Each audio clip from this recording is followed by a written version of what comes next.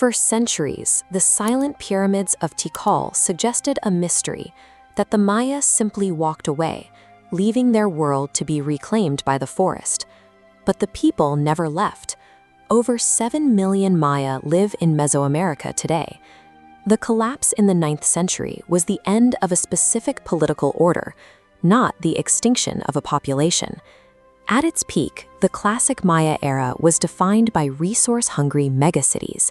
Tikal alone supported 60,000 people, all governed by divine kings who claimed they alone could guarantee the rain and the harvest.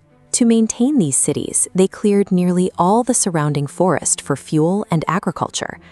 This caused the thin tropical soil to wash away, while constant ritual warfare between city-states drained the labor needed to fix the damage. A century-long megadrought finally broke this fragile system. The divine kings failed to bring the rains. The corn crops withered. The social contract dissolved. The empire fractured because its survival was structurally tied to a climate it could no longer manage. But let's look at the 9th century through a different lens.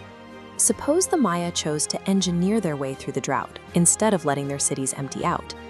The historical Maya were already master water managers. They used complex terracing and raised fields to feed millions in a landscape with almost no surface water. In this timeline, they scaled that ingenuity. They paved their massive public plazas to act as rain catchments and enriched the soil by hauling volcanic ash and river silt into the lowlands. This diagram shows a chultun, an underground chamber carved into the limestone. Instead of relying on open reservoirs, they build a subterranean grid where rainwater is channeled through sand and gravel filtration layers to keep it safe from evaporation. By securing their water supply, the Maya permanently separate their survival from the seasonal rains. They don't just endure the drought, they secure a geographic stronghold that makes abandonment unnecessary. Survival triggers a rapid technological renaissance. They are the only culture in the Americas with a true writing system, and they use it to record centuries of botanical, astronomical, and medical observations. They eventually invent a mechanized printing press made of carved wood and bark paper, allowing for the mass production of their complex script.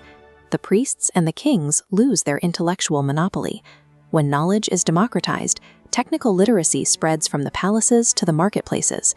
Seen in these dot and bar notations, their invention of zero allows scholars to solve complex engineering problems and map the stars. Thousands of printed codices, like this one, flood the region, containing recorded observations on everything from planetary cycles to urban illness. This accessible data and advanced math propel Maya science centuries ahead of Europe. By the 14th century, they have transitioned from a collection of cities into a global intellectual powerhouse. Increased cooperation makes the old ritualistic city-state warfare obsolete. The Maya realize that consolidated trade is more profitable than capturing neighboring nobles. They form a unified merchant confederation, operating like a Mesoamerican Hanseatic League. They control the flow of jade, cacao, and scientific treaties from the highlands to the coast. To the north, the Aztec Empire rises, historically conquering vast territories through aggressive central power. When Aztec expansion reaches the south, they find no fractures to exploit. Instead, they meet unified Maya border forces, a technologically superior front forcing a long-term military stalemate. Defending this border forges a singular national identity. For the first time, Mesoamerica presents a hardened, impenetrable wall to the outside world. In 1511, Spanish galleons arrive on the coast. But instead of finding a lost world, they encounter a bustling, advanced maritime power. Historically, European diseases killed 90% of indigenous people. Smallpox and measles were the actual conquerors of the Americas. But because the Maya have printed centuries of medical records, their physicians recognize the arrival of these invisible killers immediately. They have observed how local outbreaks moved through their own dense cities for generations. The Confederation enforces strict coastal quarantine zones. They use their understanding of isolation and deliberate controlled exposure to create early immunization protocols for their citizens. By surviving the initial pathogen wave, the Maya removed the deadliest accidental weapon in the European arsenal. The clash of civilizations becomes a struggle between two equal biological peers.